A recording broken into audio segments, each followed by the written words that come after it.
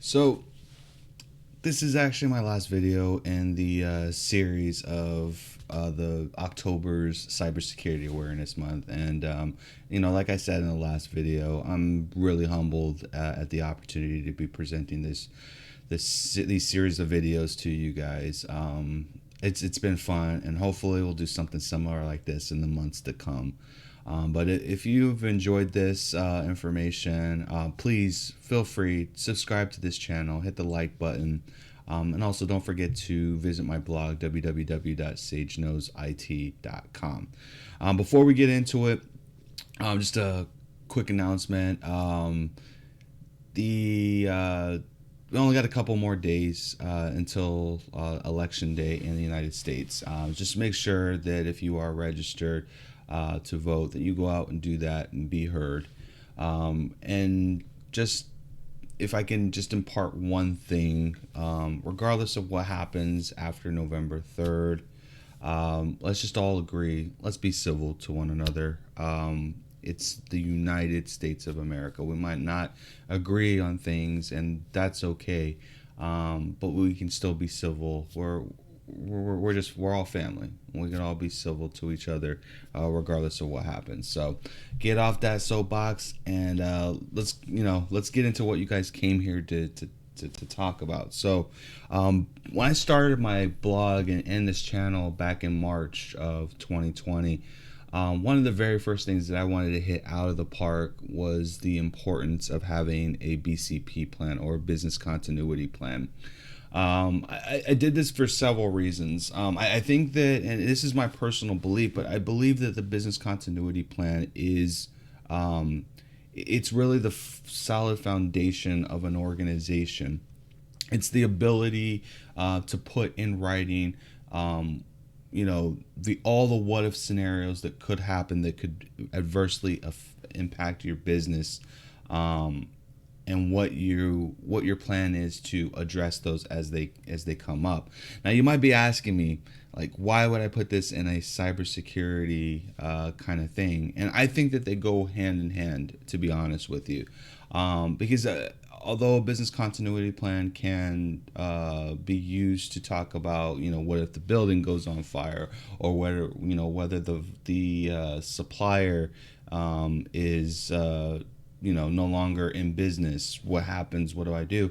It can also address things that are cyber related, such as, what happens if your backups, or if you get a data breach or ransomware. What are the procedures that I need to put in place? What are the type of backups that I have? How frequently am I supposed to be testing these things? Who are my power players? Who do I contact when anything goes awry? And that's one of the things that I talked about, in terms of a BCP plan back in March, especially with the pandemic and what we're going through right now. I think it's even more important to have a positive mindset when it comes to it. So what I would say is, please, first and foremost, please visit my blog on this particular topic. It's called "How the Coronavirus Will Change Our Perception of Business Continuity Plan." Now, I will say that in this particular blog, I outline not just what a business continuity plan is, which I've kind of summarized here. But I've also tell you about, like, the different types of elements that are in a business continuity plan, such as the cyber piece of it, the data breach, the thefts, the suppliers, the distributors, and how all those impact you. But also, when you are looking for the flags, please just see beyond the text. The truth is hidden. Okay, the truth is hidden.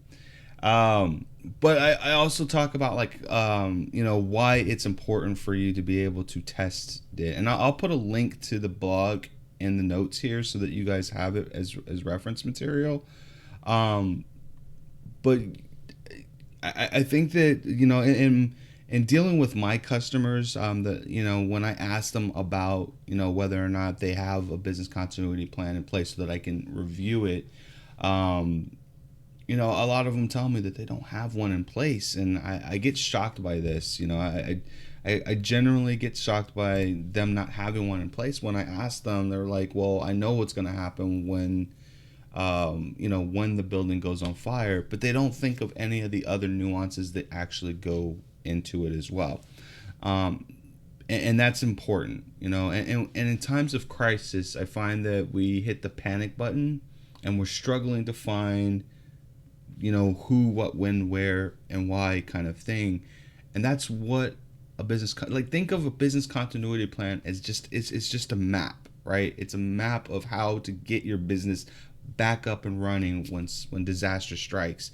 And speaking of disaster, a BCP is made up of disaster recovery plans. These are the actual plans that you put in place, and it's much easier to be able to enact on something that you can physically see because you thought it out when you were in a state of like normalcy, like when you weren't in panic and trying to be up in 3 hours to open the doors for your customers to come in.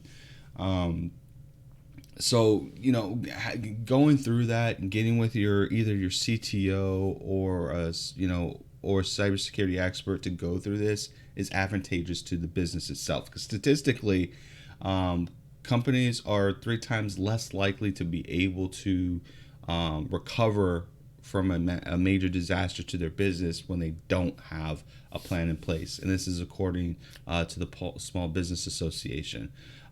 So have one in place. If you don't have one in place, you need to have one in place. If you are in a position of power, talk to your CTOs, talk to incident responders, and get this in place, because it really does matter for you guys. And I mean, that's really what I wanted to stress on this one here. I might go into a little bit deeper in some videos in the future on like specifics on how to create one from scratch, from beginning to end. If that's something that would interest you guys, please be sure to put a note here in the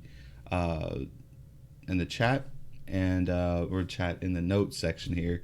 All kinds of crazy right now. It's Halloween, it's Halloween.